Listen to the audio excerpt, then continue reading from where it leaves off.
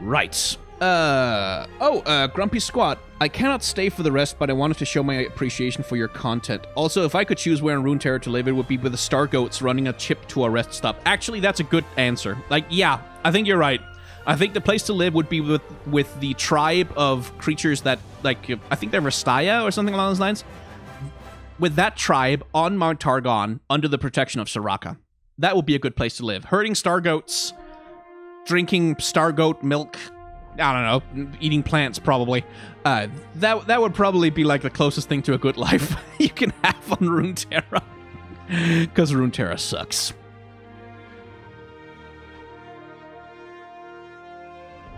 Soothsayer. Yes, Soothsayer. Where is it? There you are.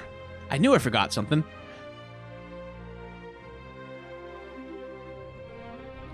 Hey, do you have any tips for beginner artists? Either just a general tip or maybe a course creator you recommend? I adore your content and highly resonate with your passion for character design. I mean, the trouble with asking, like I was a commission artist for like 8 years. 7? For some years. I made my money being a commission artist, like I was a professional artist for a bunch of time. And the trouble is, like, it's been a very long time since I was a beginner. So most of my advice, like, usually our advice, like, experienced artists, our advice sucks for our beginner artists. Because we're all thinking about, oh, all these mistakes I made when I was younger. I wish I could have done this differently. I wish I could have done that differently. But that's like... that's not helpful for you, because those are our mistakes that we're thinking about and trying to compensate for. The only advice that works is practice. Like practice and find people... like, find a community that you can practice along with. Like, people who are willing to give you constructive criticism, like, who you can trust to not be cruel, like, to not just be mean to you and just say your art is shit for no reason. Like, people that, like, you can interact with, that you can draw things in collaboration with them. Find a community and practice. And fuck the rules. Fuck the rules. The rules don't matter. There are no rules. Fuck anatomy, doesn't matter. Perspective, just draw stuff that makes you happy. And if you need to learn the technical skills, anatomy, perspective, composition, all that shit, fine. Like, look up classes online. Like, learn those skills, but don't get bogged down in them. Don't go thinking like, oh, I have to draw correct anatomy, otherwise it's bad art. No, fuck it. Like, draw 12-gallon tits on your characters if you want to, or give them longer legs than are humanly possible. Do whatever the fuck you want. Art is free. Don't get bogged down by rules because it kills the joy. Just do whatever you want.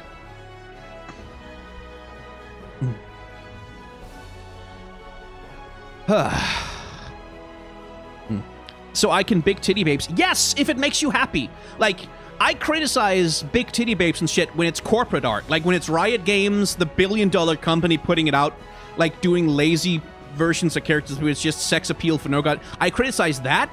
But if you want to start a webcomic where everybody has large breasts, fucking do it. Where everyone's hot as hell for no goddamn reason, do it.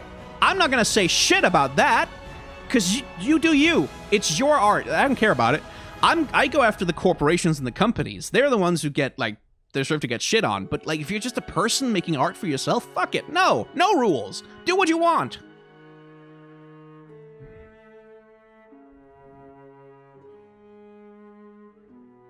Anyway, this...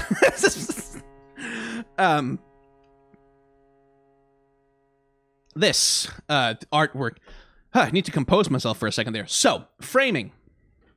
We have an obvious frame, which is like just this arch, which then concludes over here. So, like, you have a little bit of framing here that sort of creates a frame around our soothsayer herself. And she's a propagandist for Azir, basically. Ah, you did not expect to see water in the middle of the desert. Worry not. Come, drink your fill, wash your feet, rest in the shade a while. This is Azir's new Shurima, and it is an oasis. Yes, you get water in the desert, but only if you pledge allegiance to the, like, unelected tyrant who just showed up one day and said, I'm the emperor now, fuck you. Propagandist, but she has pretty good reasons to be, I suppose. But yeah, it's nice to see a slightly thicker girl. Like, certainly in the concept art for her, she's specifically depicted as a plus-size woman, which is nice. Like, I like seeing some difference in the artwork sometimes. It's nice to have that. Can't really see that so much here because of the way her robe is flowing around her, but it's a thing. It's nice. And I appreciate that a lot. So again, the stuff we talked about already, you already know. Highlighting with light, and she's more saturated than the characters in the background, etc., etc. And then there's the Dutch angle on this one, and I think really they just chose a tilted angle here to again give a little bit more drama to the image, because if they had just a flat, if they had a flat horizon line, I think the image would just feel much more static and less interesting. It also, there's also a perspective decision where we're looking at her as though we are kind of lying in the water looking up at the sky. Like, we're seeing her from a perspective from below, which puts her in a position of power, which of course is what she is. Like, she's someone who has a position of power over you, because she's the soothsayer doing the magic incense thing in this oasis place thing. Like, she's the propagandist, so she is like someone who's powerful in Azir's cult, or whatever the hell he has around him.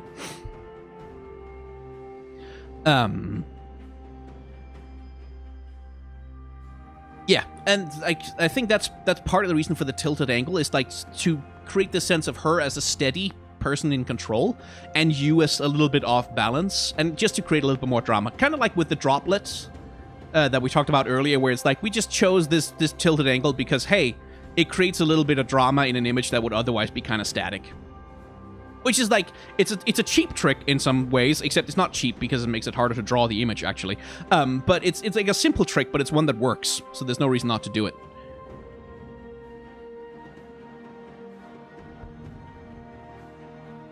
Kahiri the student was in the... yeah, he was in the first part of the expansion. He was before Zillion got released. See, this is why I love... oh, maybe the 3 motif for Zillion is to represent past, present, and future. Yeah, that sounds reasonable. That sounds entirely plausible. That's what it's supposed to be. See, this is why I love your content. You're so passionate about art in general. I hope to enjoy more of your content for years to come. Thank you. I hope you do enjoy it for years to come. Anyway, here's some big amphibians in the desert who eat people. Hello to Vor. Adding that to the list of, like, we've got a powerful lady with whips, and then we've got Vor, so we've got lots of kinks going on here all at once, plus furries. But yeah, so framing, this one's pretty obvious. Again, we have the framing of the portal doorway to whatever ruin it is that these Bakai are guarding, and that sort of creates a nice frame around our central character, which is this badass whip lady who, like, it's hard to see from here, but she has some muscle on her. Like, she's got some pretty muscled thighs and, like, arms, so she looks like a reasonable character design for, like, a hardened warrior like that, which I appreciate. And she just looks cool. Like, she just looks fucking cool. It's like, the skirt and, like, the whatever the hell these leg warmer things are, like, she looks a little fetishy. Like, she looks a little bit like she was designed to be hot more than to be like a Shuriman character. But she also looks really cool. Like, I really fucking love that ponytail with, like, the braids in it, like the little thing she's got braided into it. Like, she's just a cool character design.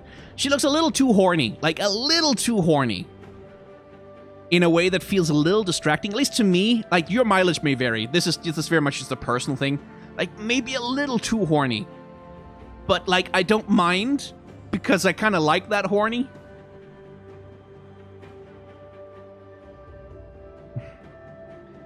But yeah. And I do like that she's, like, driving away these Bakai who's like, holy shit, they just ate Tom! Tom, no, I loved him! Just running away, like, because, yeah, fuck that. Who wants to fight that shit? Holy fuck.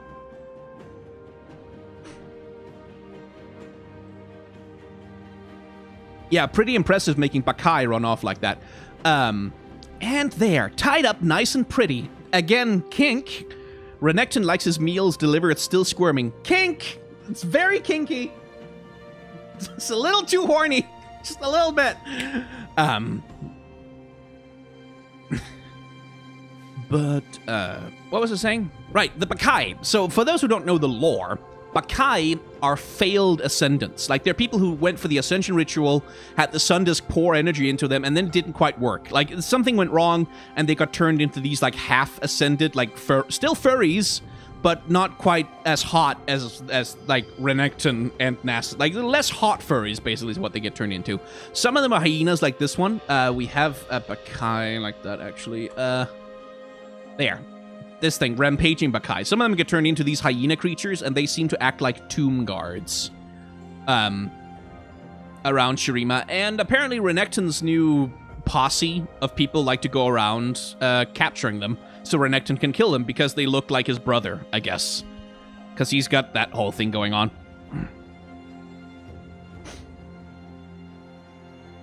And that's the lore on that. And Spyro's dead. That's my boy Chip! Chip's here. Chip is my good boy, and he's here. There's Chip. There he is. That's my boy. And this is, like, again, a lovely piece of artwork. Again, the stuff we talked about with the rock elemental applies here as well. We have the lighting, highlighting Chip, but also look at the way the lighting consistently falls on this giant, enormous, weirdly illogical stairway that someone apparently built in the middle of Targon. That, like, goes down here and, like, comes down over the mountain and it continues down there somehow. I don't know.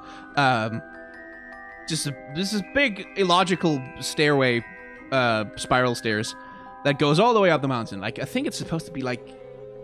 Does it continue even out here? I can't tell. Anyway, lighting does the job of highlighting the thing. Chip, because he's, like, all the way over here to the side and not inside any of the golden ratios... He's like a character, but he's like a secondary character in the image. The primary character being the view and the staircase and, like, the architecture itself. Stuff we talked about before. You are by far the most casual streamer YouTube I've ever come across when it comes to the kink and fetish. YouTube censors it. It's refreshing. I mean, you should watch some VTubers then.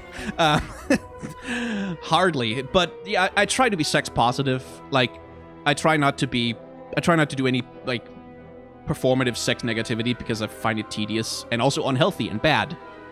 Like, the world is kinky, human beings are kinky, and it's, broadly speaking, harmless so long as everyone's educated and, like, so long as, like, repression is what leads to the damage, you know?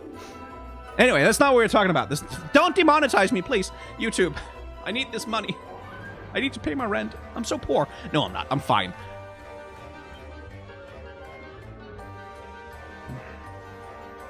But yeah, another little lovely composition here. So one thing that's like a little bit subtle about this is there's actually a lot of strong perspective going on here. So if you follow these lines, right, out this way, so you can see there's a vanishing point somewhere out here where all of these lines converge. But then there's a secondary vanishing point where if you drew like a straight line across the tops of the steps here, and then a line there. There's a secondary vanishing point that goes up in this direction up here. And then, on top of that, there's a tertiary vanishing point. That's really hard to see here, but basically if you imagine... If you could see the rest of the step here, and then see it coming down like that, and then a line like from here, coming down like that. There's a tertiary. This is a 3-point perspective that's being executed here, and it's being executed really well. It's just a little thing that I noticed about this image. That, holy shit, they did a 3-point perspective for this picture of a flower, which I just appreciate a lot because that's a really complicated perspective to pull off for something so simple. Just a nice little thing that I wanted to bring up. Also. Oh, I forgot. So you're probably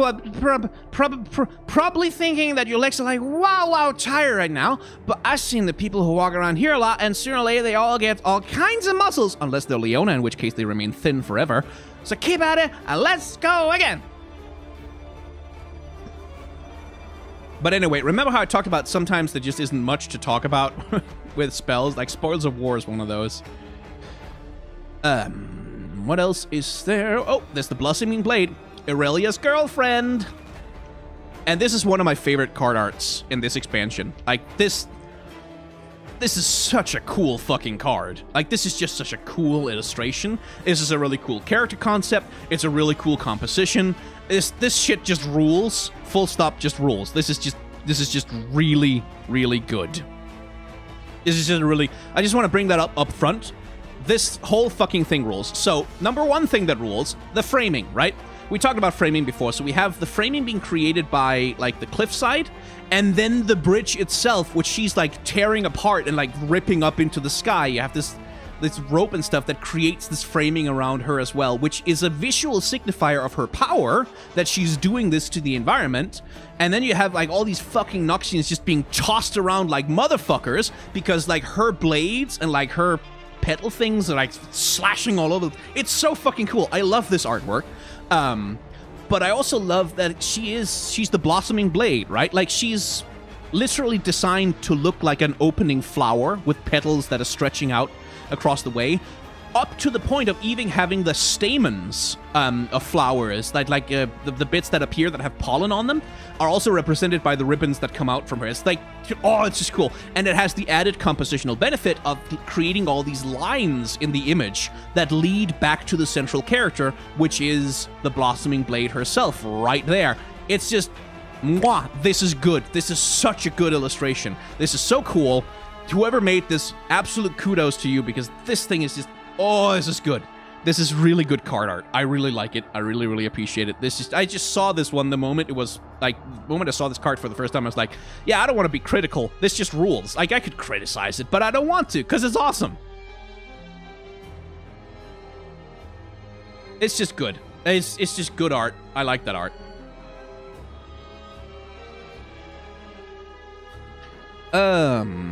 Right. I should look at chat, by the way. Hi, chat. How you doing? Was Xenotype Researcher new? Nope, that one was from the original expansion. Could you make a high-risk channel where you would probably get your clicks and money taken away without letting your other channel suffer? Like, yeah, maybe. That's maybe if I wanted to get into... Like, I don't want to make, like, sex education content on the regular. It's just, in streams, sometimes it comes up. So, like, yeah, but I have enough second channels already. Like, I have my Let's Play channel, and my Shorts channel, and my Vlog channel. That's fucking enough.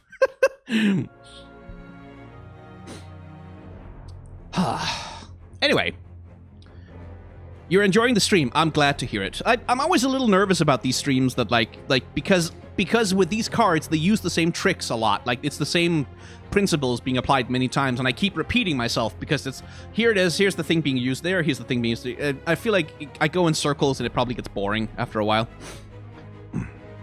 Oh, I meant more like the Castlevania thing. Oh, the Castlevania thing. Yeah, I mean, I could, but, like those channels would just never get subscribers because, like, the videos would just get taken down. Like, the channels would just get struck. And I do believe YouTube has policies where, like, if you violate community guidelines on one channel, i.e. if you get copyright strikes many times on one channel, that can affect your other channels as well. So it's not like there's a way to be safe there.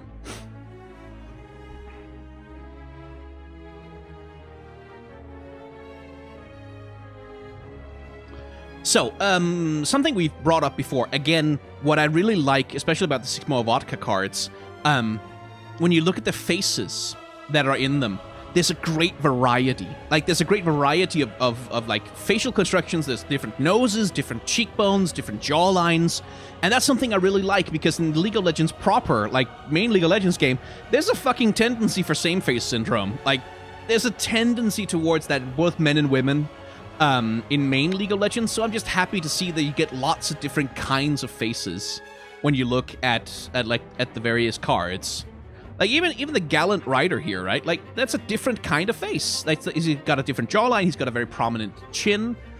The Field Musicians, different faces. Like, it's just nice to see. It's something I want to call out, because it's I enjoy it. Anyway, so my dearest Kay, we need like a Ken Burns music, like, from, like, the Civil War or whatever. They arrived this morning on a line of ships that broke the horizon and blotted out the sunrise, blah, blah, blah. It's basically just a very sad letter, charred letter, which means it implies that this guy gets crushed by, like, a falling flaming rock or whatever, as he's trying to defend the coastline. These are the characters from the animated shorts that the Guardians of the Ancient animated short that they used to announce the set. We just get to see them again in a different setting. But it's the same scene with the Noxians coming from the sea, And we don't know if this is like a second invasion of Noxus. That's the other thing about lore in the League of Legends universe and canon is Legends of Runeterra is canon, sorta. Like, it's canon, but not quite. Like, it's not canon in the sense of anything that happens, like interactions, for example. You get an interaction between Azir and Irelia being on the same side, right? Like, they have some voice lines that they share with each other. It's like, oh, they shall learn to fear our blades, just shouts Azir. And then Irelia's like, yes, we appreciate the assistance of Shurima or whatever. But, like, Shurima and like, Azir's empire doesn't have an alliance with Ionia. Like, that's not a thing that's canon in the game.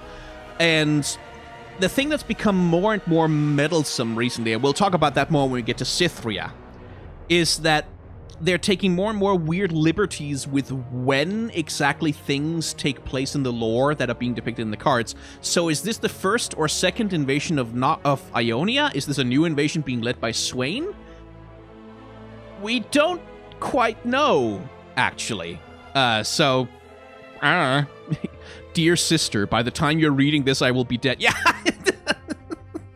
Yeah. What you say?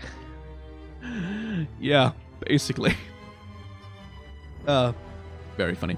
The writers confirmed that everything in lore is canon, though. Yeah, they said that, but then they also said that, no, I mean, yeah, it's all canon, except sometimes some of it isn't canon. Sometimes, but sometimes it is, and then sometimes, like, there's some conflicting information out there. And we'll get to that when we get to Cythria, because Cythria apparently is a fucking time traveler now. Oh, we'll get to you, my girl. I love you, but you're creating so many canon problems for the game. I'm telling you. Anyway, framing and lighting. We have the lighting on the character doing most of the highlighting for us. We have him framed in the sense that, like, you can see he's got characters on this side, he's got characters on that side, but around him, lots of empty space. So he's like the central character in the image being framed against their bodies. And we have the lighting, we have the color, and etc., etc., etc. That's about it. Really, again, I'm a sucker for a good sunset. It looks gorgeous. Like, the edge lighting here looks beautiful. They do love setting every card at the golden hour, don't they? Right. Moving on to the Earth Elemental. Okay, so this is Cliff. He's a big old fella who's been around the block quite a few times, let me tell you. And I know that he looks cool, and I know that he's just a nice guy, but he's got a lot of heavy stuff on his back, and sometimes it falls on people, so be careful. Okay, thank you, moving on. My boy Chip. My good boy Chip. My excellent boy Chip. For scale. And again, so if you think back, if you were here for the Malphite cards 10 million years ago, you may remember some of the stuff we talked about when it comes to depicting grand scale. And those little tricks are in evidence again. We don't have humans in this image, but we have Chip for scale, and we have birds for scale, which is something that the Malphite card also does, by the way. Hello, Malphite.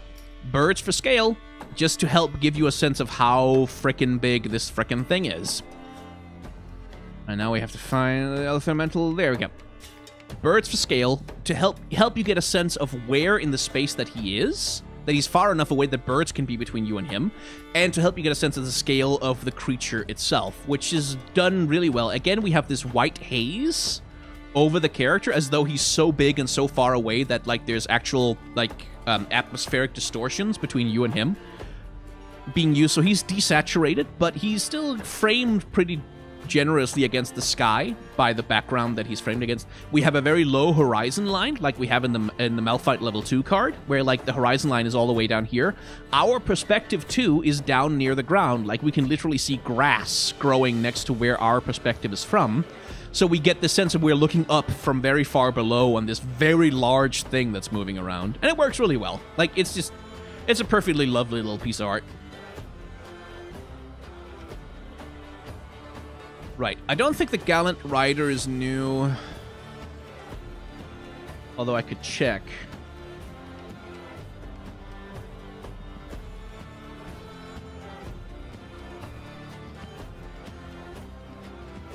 No. Demacia only gets Cythria and the Ardent Tracker. Right. Ground Slam, that's just Malphite's spell. It doesn't really show anything good or interesting. I guess the next one is the Profiteer? Yeah. So here again, there's a fucking Yordle right there.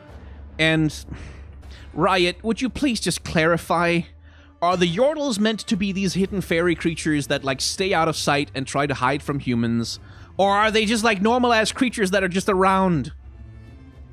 The lore around Yordles is endlessly frustrating to me. And I know there's been internal battles at Riot about it as well. Like, I think there was a period of disagreement between the writers on what to do with the Yordle, so it kind of got postponed. And then Legends of Runeterra comes out and kind of just settles the argument by having Yordles everywhere, interacting with everyone all the time. It depends on the regions. Yeah, sorta, kinda, maybe, not really. We definitely know that in Ionia, they know about Yordles, and there's, like, voice lines that specifically say, hey, there's a Yordle. I'm talking to a Yordle. Hi, Yordle. Hello, Yordle friend. But then, maybe in Piltover and Zaun, Yordles are, like, hiding, except they have a giant fucking statue of Heimerdinger outside the university where he looks like a Yordle, so I don't know. Anyway, this card. I kind of wish the Sunhawk's wings looked more realistically avian. Same bugbear I had with Kayle and Morgana. Yeah, I mean, that's fair. It's very much designed to look cool, rather than to actually look like wings that can actually fly.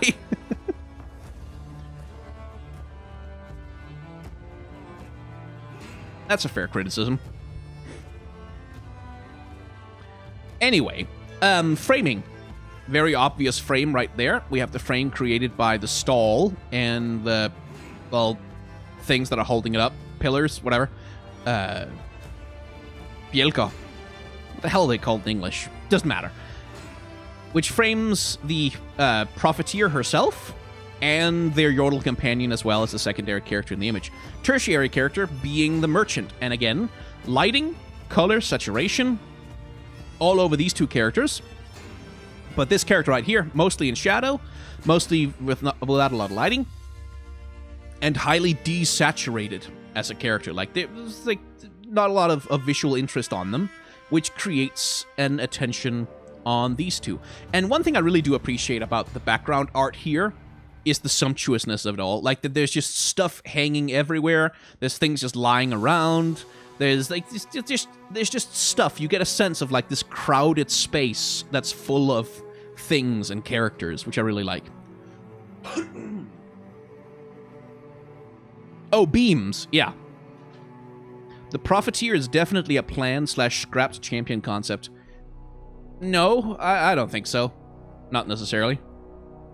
That's about all there's to say about that, isn't there? Yeah, I think so. Let's see. Promising future, nothing interesting going on in that card. But the Shrieking Spinner, on the other hand. So, ostensibly, this is an Elise card, right? Like, this is, go on, my sweet, let the others hear your call. You know how it excites them. You know how it pleases me. And it's the Shrieking Spinner, and it's a spider card. But is it just me, or does that look a little voidy? Like, just a bit with the purple and the extra eyes and the thing? Oh, this is an old card? Is it? Oh, yeah, shit, it's from the previous one. That's true. I just forgot about that. Which one's new here? Is that the Spirit Leech? No, that's not new here. God damn it, I need the list. I need the list. Hang on. Because Shadow Isles only get the wings and the wave. Yeah, so that's not new.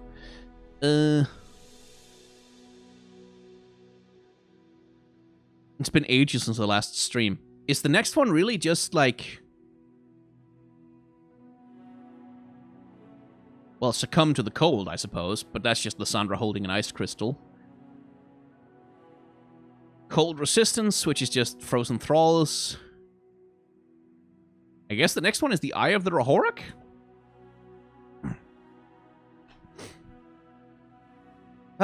Here's a procession of reminders why Leona's armor looks bad. But anyway, framing. Same framing we've been talking about a million times already. You can see how the cliffs in the background create a framing for this thing to be outlined against not the sky, but against the bright golden light coming down from the sun up above. Framing right there. Cyclops soldiers, yeah. And then you have, like, just color and lighting drawing a lot of attention here. It's not the most saturated thing in the image. Like, there's plenty of saturation on the soldiers in the foreground, but you have this beam of light that literally creates, like, an arrow pointing straight to this arrangement of things up there in the foreground. So, like, as a architectural part of the image, it stands out. Like, whereas none of the soldiers stand out, right? Like, the soldiers is very anonymous. They're sort of very specifically designed to just be this line of things. This thing stands out as a singular thing in the image, where none of the soldiers do. Those helmets are so dumb. Keyhole visors. Yeah, they're a little silly, I think. Like, they don't look very... They look like they would take away a lot of your peripheral vision for no good reason, frankly. But I guess they're designed just to look intimidating. Like, not all historical armor designs are very practical, after all. Like, just look at all the fucking cot pieces. But yeah, not a lot of interesting stuff to say about the eye, I don't think. At least not from me. Then we have Shadows of the Past. And I quite like this one, because it's just like, it's this card that just summons living shadows, right? For all your allies. So it's just this lineup of just set cosplayers. Just, you came to the wrong neighborhood, motherfucker. Which I think is quite lovely. And there's the Preservationist. Almost forgot about the Preservationist. Oh, Sooty Love, thank you. Always enjoy getting to pop into these streams. Hope you're having a nice day. I am enjoying myself as well, and I'm enjoying having people listening to me babble on about cards for... How long have we been going? 2 hours and 40 minutes at this point. Long time. Actually, I think I need to sit down. I've been standing up this whole time.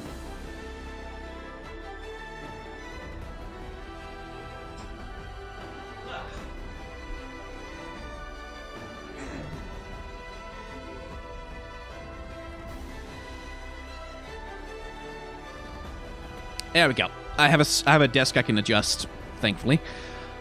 Nice to sit down. So, the Preservationist. I really like this creature for a couple of reasons. First of all, because it's a cool design. Like, it's a cute little character design. But also because it implies that there are giraffes in Runeterra. Which, like, I mean, we know there's elephants, so I guess it makes sense. But this implies that in Shurima, they have giraffes. Which I just think is cool, because otherwise, what would they have based this thing on, if not a giraffe?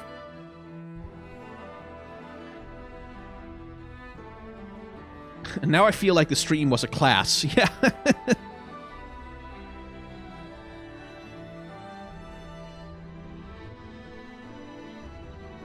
Lore Twitter is releasing character art right now. Really? Hang on. Let me go check that out. Just the concept art, right? Like, they've been doing that frequently over the past few weeks.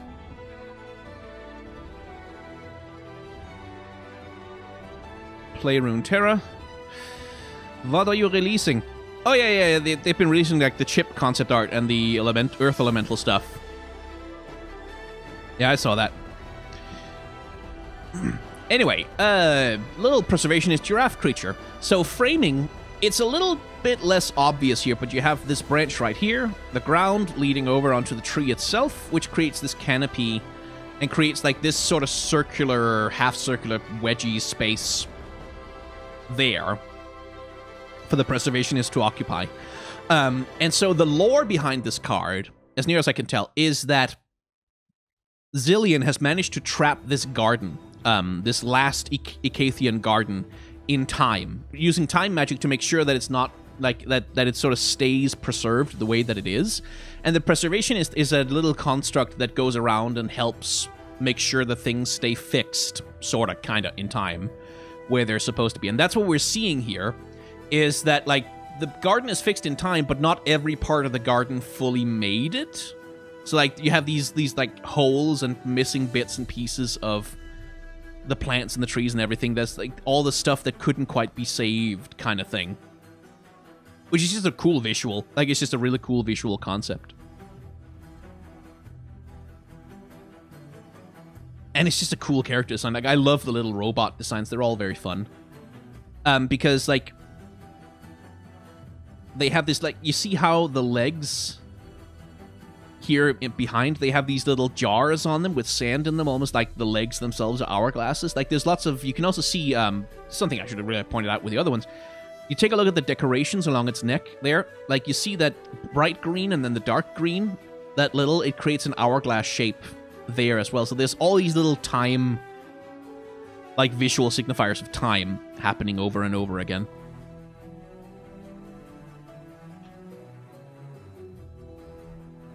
Could be based off a Bale Strider? No, I don't think so. I don't think it would be based off a Bale Strider, because those are only in the Freljord, and I don't know how the Acathians would know about them. Right. So, the Ardent Tracker. Interestingly, like, the main character of the card, when you see the card art, is the person, right? But the main character of the actual art is the dog, with the Ardent Tracker themselves as a secondary character. But the dog is the main character. First of all, because it's biggest, it's furthest forward. It has all of the detail on it. Like, it's more detailed, generally speaking, than the tracker themselves. And it's a little... And it's got, well, not so much light, because this is like a dark forest fire scene, so that you can't do direct sunlight in the same way. But it's lit up in the front, and it dominates the image. Whereas the Ardent Tracker is sort of this secondary following character who is directing the dog on where to go. Isn't that Quinn? Nope, that's not Quinn. This is the Ardent Tracker. It's a different character. It's a Demacian scout, so she might be from the same unit as Quinn, which is why she has a similar helmet, but she's not Quinn. And yeah, like, a bright background creates, like, a nice thing for these darker characters to be framed against. Like, especially the dog gets framed really well against this bright orange haze that's hanging over the entirety of the backdrop. And yeah, we have a Dutch angle, because, again, this is an action shot. There's lots of stuff happening. We want our perspective to be a little bit off balance to sort of mimic the energy of the thing that's happening in the picture itself. Where were we? We were at the Monster Harpoon, which means the Stonebreaker is next.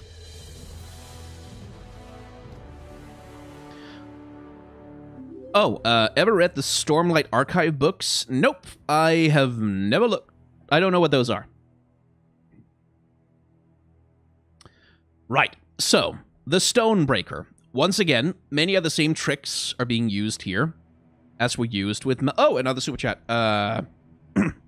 You can really tell from the voice lines that Aurelia's troops are performers, not soldiers. I can't imagine what it was like when the Blossoming Blade had to kill someone for the first time. It's actually really sad. Yeah.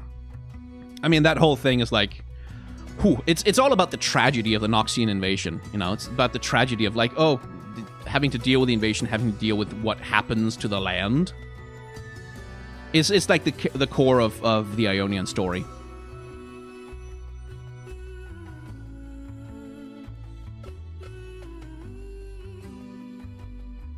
Right, so, moving on to Spike, whose name you can see why he has it, because he is a spike. He's this giant mountain spike that just pops out of the landscape, basically.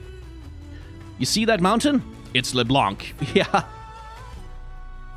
And that's, like, very much like the composition, we talked about that before, the composition of the image, where if you have a triangular wedge in the center of the image, that's a good way to lead the eye. And help you people, like, pay attention to the thing that you want them to look at, which is Spike himself.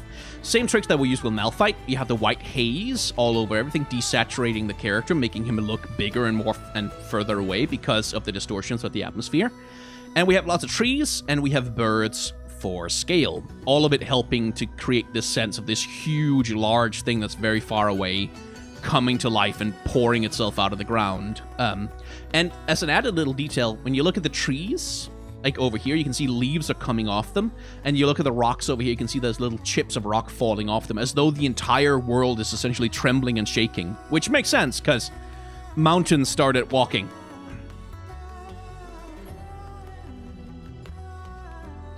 Yeah, and this one's not that interesting. It's just his face as he's shaking the ground.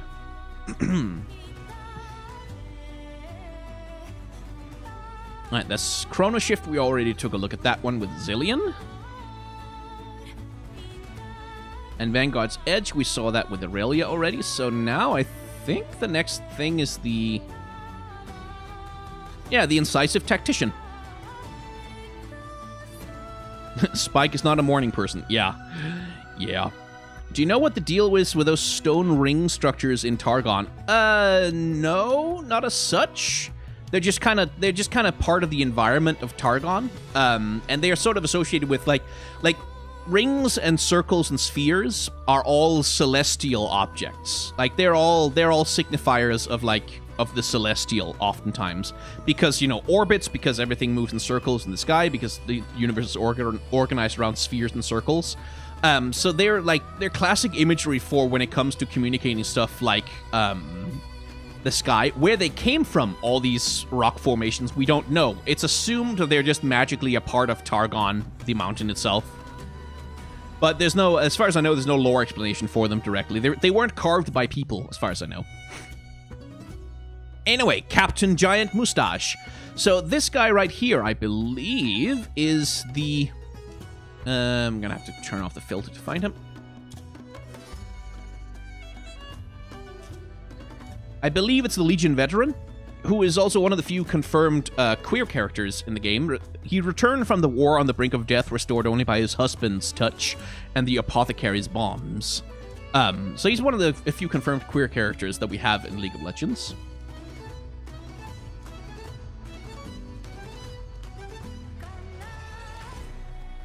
And he's hanging out there. So he's apparently associated with the Black Rose, or at the very least, someone that the Black Rose takes an interest in. And then we have the incisive tactician himself with an absolutely glorious mustache. Like, that's nearly Braum levels of glorious mustache on him right there. I will admit, very, very good mustache. Like, 9 out of 10. Hella mustache. Maybe he's his husband. Oh, I mean... yeah, that would be interesting. Probably not, but that would be interesting. That would be cool. He's Braum's evil brother. Yeah. Captain Pringles. So, again, the stuff we've talked about already. We have the lighting doing the job of the character. We have the interesting, like, the frame you would expect to be this empty space underneath the canopy, right? And it does frame, like, it frames this mystery spy lady character in the background, and it frames, who's wearing a hat shaped like a bell, and it frames, like, the Legion veteran here as like, participants around the table. But interestingly, the wedge shape of, like, this bit of fabric itself also creates, like, not the primary frame in the image, but it creates a frame for the incisive tactician himself to occupy right here. I wish he was playable. He kind of was at Vlad decks at the beginning, but the Scargrounds have made him obsolete. Oh, yeah. Yeah, yeah. Yeah, the Scargrounds makes it hard to play that.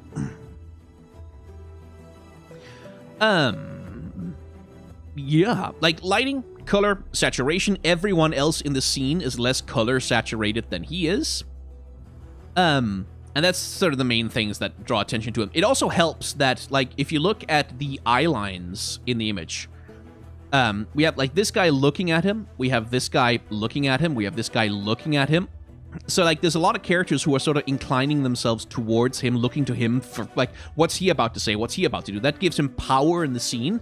Another thing that gives him power is that he has, like, the raised chin, and he's looking down at this other character that he's talking to, which, like, it gives him an air of command, like that very upright, very straight posture in terms of his body language, gives him an air of command over the other characters in the room, which, again, helps draw your attention to the character themselves. So, I think we're getting close to the end. But let's see what else is left. Size of tacticians, reinforcements, Wrath of the Sunderer, Rex, strength in numbers, sunk cost, the Clock Hand. Zillion's big boy. With the most explicit hourglass right at the center of the thing, too. And we have Zillion in the background here talking to the aspiring chronomancer. I believe they're doing some kind of magic science experiment or whatever.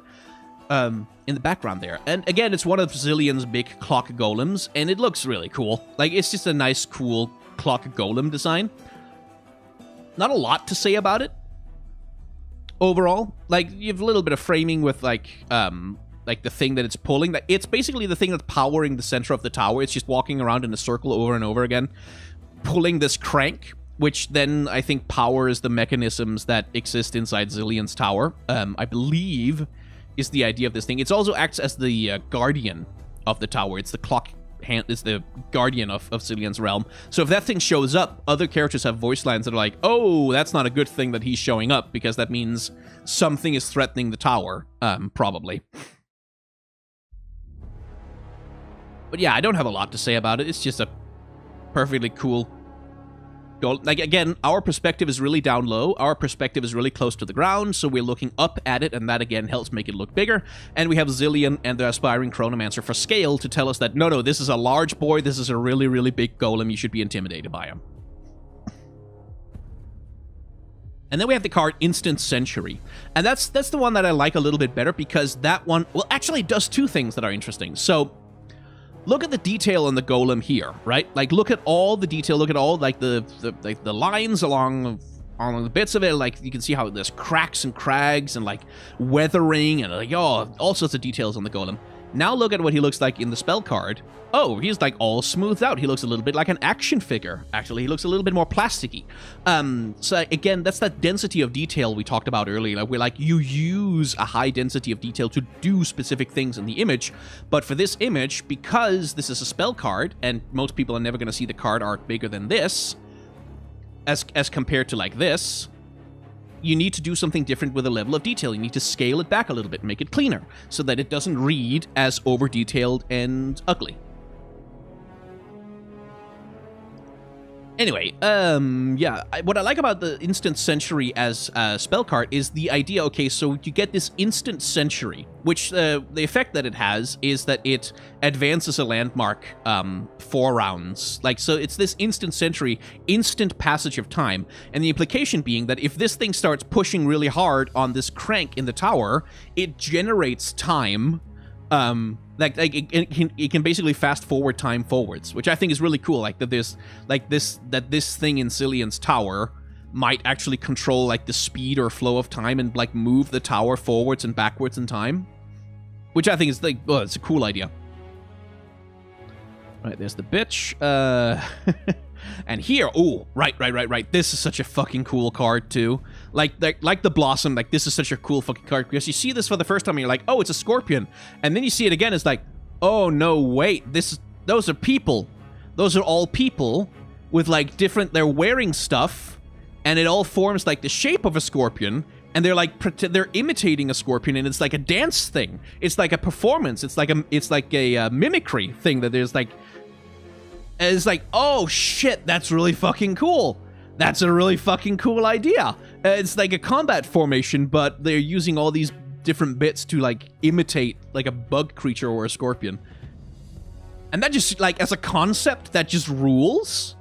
Like, Skarner rework is looking great.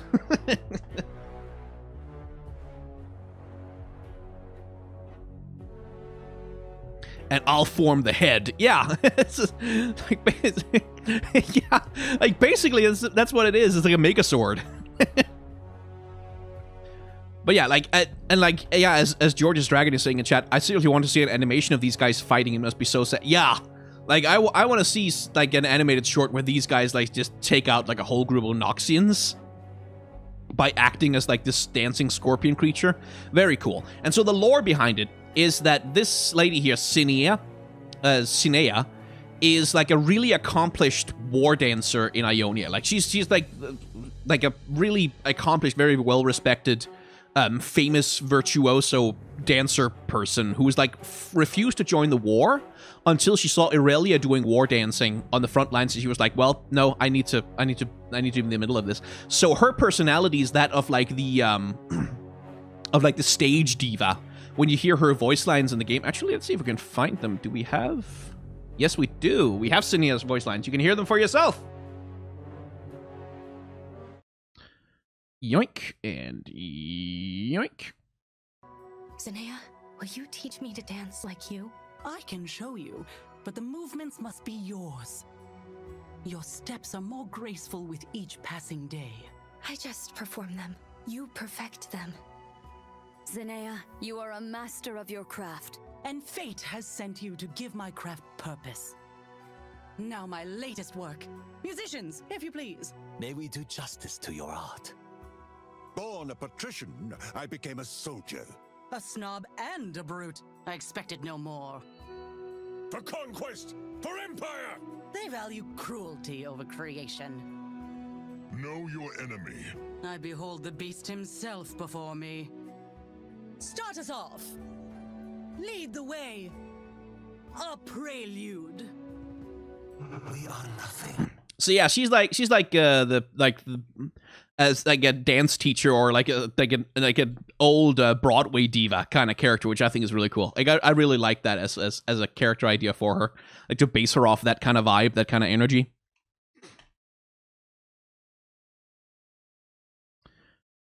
Right. So what else is left? Only Cythria? Only Cythria. Let's talk about Cythria, because we're going to need to actually start at King Jarvan III, right? So, apparently, Cythria is right here all along. This is her. You can see the 3 scars. You can see the haircut. This is Cythria. She's right there. And she's also here. Here's Cythria. And she's here, Cythria the Bold. And she's also the Vanguard Squire. It's another card further back. And here she is as Cythria, Lady of the Clouds, flying out on an expedition to find Prince Jarvan, who has been attacked by Noxians. There's just one problem. Cythria joined the Noxian army after that. She joined after... Okay, so if you've read the recently published novel, or novella for League of Legends, which is Garen First Shield, it's a story about how Cythria is like a new recruit into the Dauntless Vanguard, and this is happening after the assassination of King Jarvan III, because it's after the Mage Rebellion has started. But now we get this card, which has her being like a full-fledged, like really high-ranking member of the Dauntless Vanguard before King Jarvan is assassinated.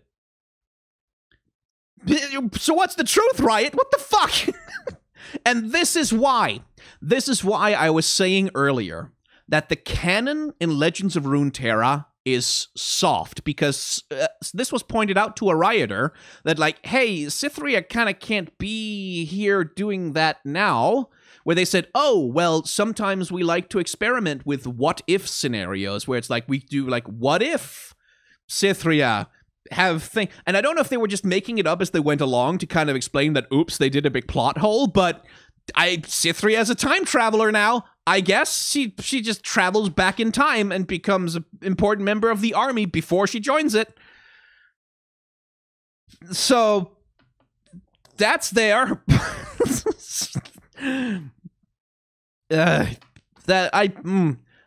need to ask a Rioter about that, like, properly at some point, because what the hell is going on? By the way, the music, I forgot the music. But yeah, it feels like Cillian interfered or something. I don't know what the hell. But I do like the update to her design. Like, I like the scars. Like, more warrior characters should have scars, because they're warriors and they fight with swords, and sometimes you get hurt and sometimes you get a scar, and that's a very good visual tool to tell the story of a character having been in battle, that they have battle damage. This is another one of my little pet peeves. So the story that's going on behind this image, right, is that, like, out of nowhere, the call went out, Prince Jarvan is missing, and, like, he's in trouble, and we need to go find him. Like, this is, like, everyone's being scrambled, like sort of immediately.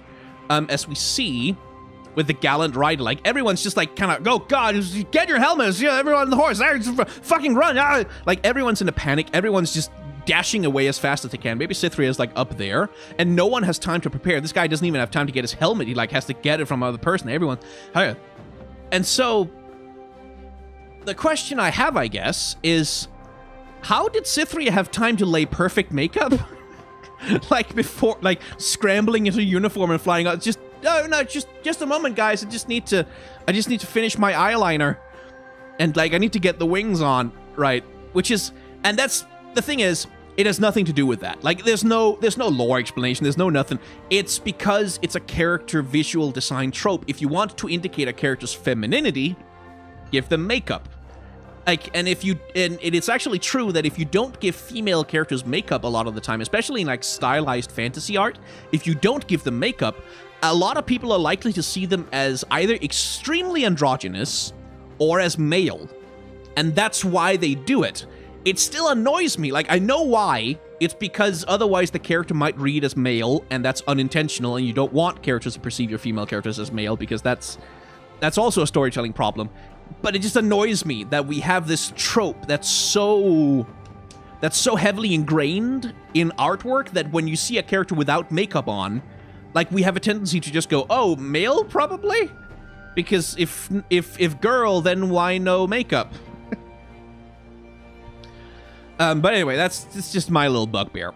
So this is a pretty simple composition. Cytherea is right at the center of the image. She has the sun behind her, creating this halo of light about her, washing out the colors of everybody else, so she's the only saturated thing. She's got a high density of detail. She's right in the center of the image. The wings of the silver wing that she's flying on points towards her. So do the triangular shapes of the armor pieces that it's got.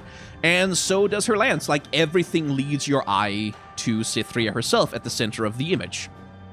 Very simple composition, works really well. My girl is looking fantastic. I do hope that she, like, gets to be a wings, lady of the clouds, marshal of the sky, whatever character someday, once they resolve the time travel paradox.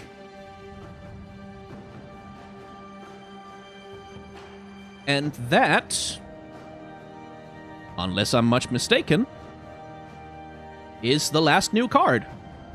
Sweet, we got through this in 3 hours. Well, 3 hours and a bit. You touched on it in your robot Overwatch analysis. Male is default. Yeah, it's a design trope that male is considered the default, and it sucks. It's very annoying. It's very annoying. So anyway, that is that's all the cards for now, which means I guess we open the floor to questions, and we put Chip back on screen because that's the only thing anyone wants to look at. Chip, where are you? There.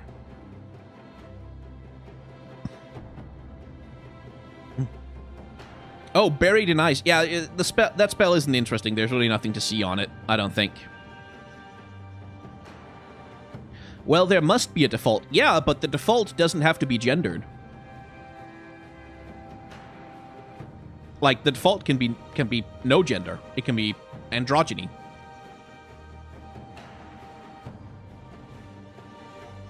Instead of being one or the other. That's also an option.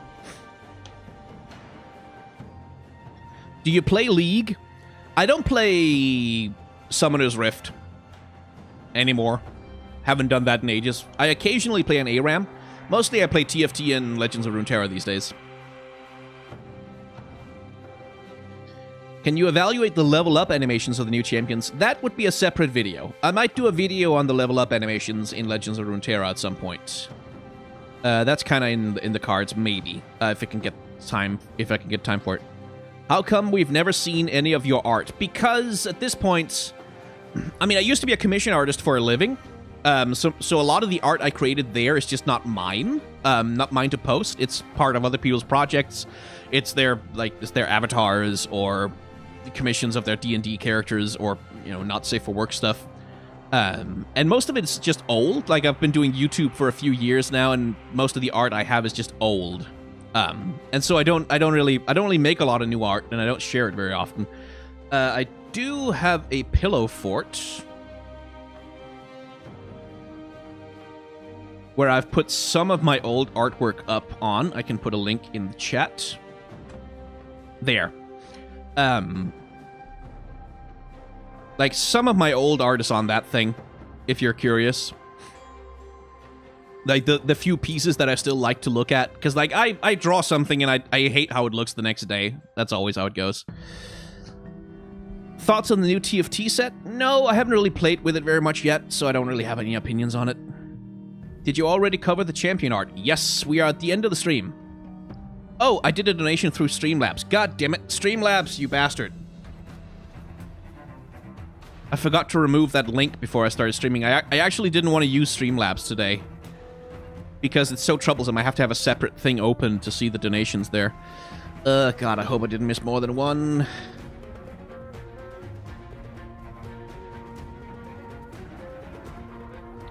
Let's see. Oh, Small Leviathan. There it is. Hey, Sky, I have a motor skill-related disability that made me stop drawing as a teen out of frustration, but I recently got a tablet with the intent to start drawing again, and one of my big inspirations was you and your videos, so thanks. Stay awesome. Aw, it's kind. Thank you.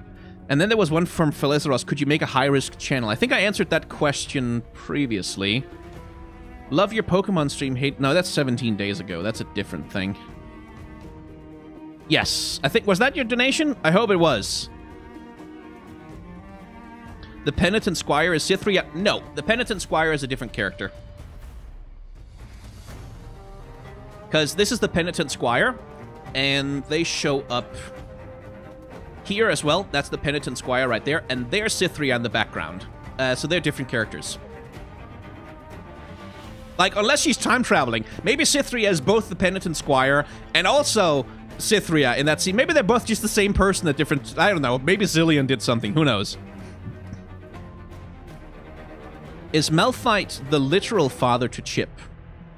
Yeah, I believe so. Like, in the sense that Chip came from Malphite. Like, literally a chip off him. More like... I guess Chip is like more like a tiny little clone of Malphite, but yeah. Would you like to see Cythria as a champion? No. Like, well, depends. I would like... If they ever advance the story, I wouldn't mind if Cythria replaced Garen. Like, if they did a Garen rework and turned him into Cythria, and she just kind of took over from him because Garen, like, heroically sacrificed himself to save Lux or something in the story. I don't know, whatever. But I'd like to see that. But I don't know that I necessarily want her as a champion on her own. She would have to be changed a lot from her Legends of Runeterra incarnation, I think. Just to fit into the mold of a champion. Anyway, let's put Chip back on screen.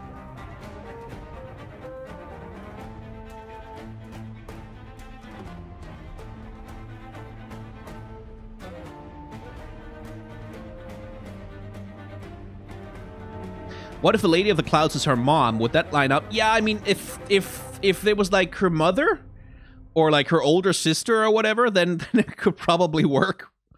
But it's not. It's Cythria. What do you think of Zillion's music and feel? I haven't actually listened to it yet. Like, I presume you mean the music on the Legends of Runeterra board? I haven't listened to it yet, so I can't really speak on that. Do you think they'll put Mundo in Legends of Runeterra when he gets his rework? Maybe? I don't know. Like, I guess they could. But that would depend on whether they could find a design for him. Like, because he would be a regeneration champion for Zaun, so that's something. But, like, depends on what kind of mechanics they would add to him, so I don't know. Do you think that Legends of Runeterra is a better game than League of Legends at this point? No. Like, I don't know how to measure that. Like, one is a card game, the other is a MOBA. So I don't know how to say one is better than the other. They're so different. I would say that I enjoy engaging with the art in Legends of Runeterra more. Did you catch any hidden teasers for the next region in the card arts? No, but I've also not been looking for it. What's my opinion on the Mundo rework? The way it looks right now, the stuff they shared, I just think it's boring. Like, I just think it makes it more boring. Because they decided to make him look cool and hot, which is, like, not what Mundo is about. Like, that's not what's interesting about him to me. So, no. Has Riot asked for your input specifically on something? That's kind of hard to answer because, like, Rioters have occasionally asked for my opinion on things that I kind of can't discuss. Nothing major, like nothing, no big anything. Like, it's not, they don't consult me about cards or like champions. None of that. Like, occasionally Rioters have asked my opinions about a thing on like a small level, but Riot officially as a company, no. No. What about Smite and League, which is better? League. Smite's character design aesthetic is terrible. Like, it's all the worst things that League does, but turned up to 11. Well, I mean, maybe that's not fair. I haven't looked in on Smite in a long time. Maybe they've gotten better, but the last time I looked in on Smite, their character design aesthetic was just rancid. Like, it was just terrible. It wasn't even rancid. It was just boring. It was so boring. Why is Tiana Crownguard a baddie? What does she... Well, I mean, she's murdering all the mages and has been murdering them for a long time as part of the Demacian establishment. And she's married to, like... Tiana Crownguard is married to the leader of the Mage Seekers. Like, she's his wife. And the Mage Seekers are currently, like stealing children and murdering people a lot. So, you know. Is that her job, among other things? She's also the Marshal of the Demacian Army. Grand Marshal, I think.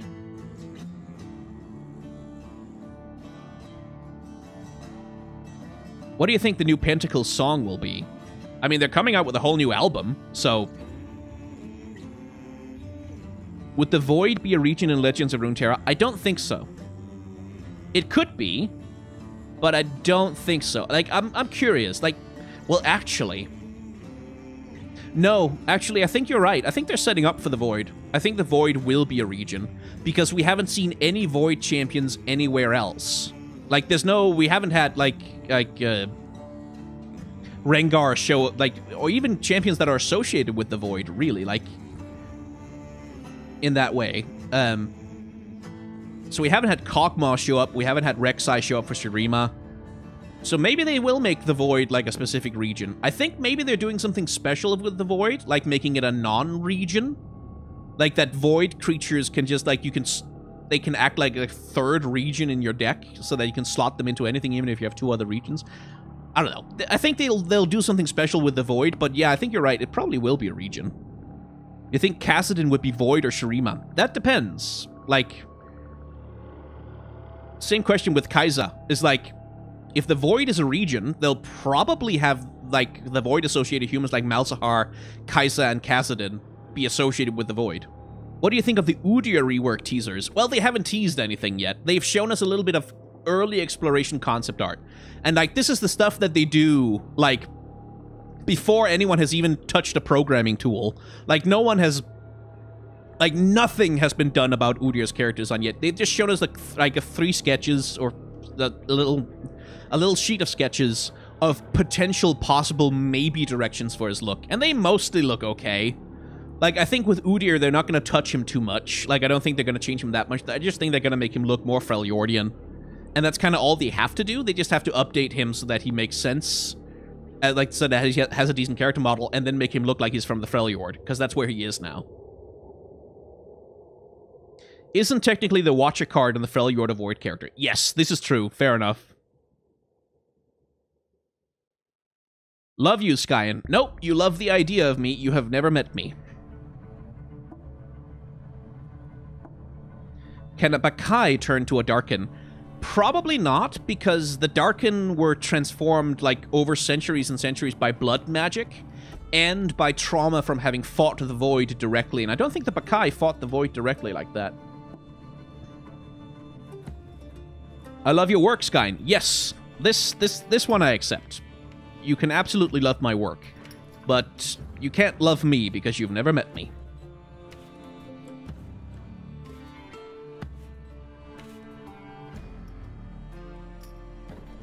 What are your thoughts on those walking elemental explorations on Summoner's Rift? I really liked... oh, yeah, if people haven't seen this... let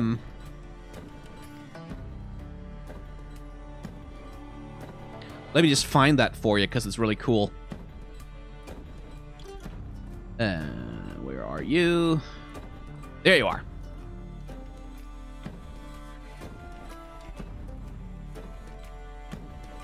There.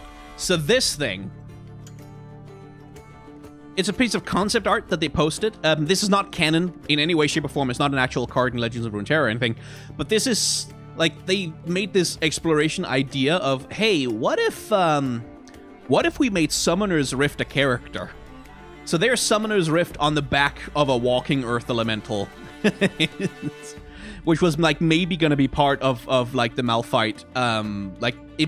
This was a concept for a Malphite follower that they didn't do. It was just an exploration, but like I really want them to do it. I want them to do it. I want them to make it canon. I want them to... Summoner's Rift is like a walking earth elemental. I want them to make it canon. I definitely want them to make it canon. Because that would fucking rule.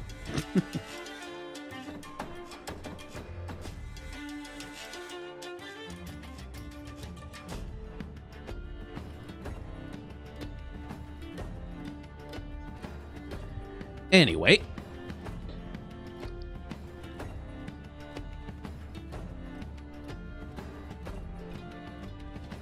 I appreciate your work, but I also have some criticisms against some statements you make. Yeah, most people do. That's fair enough.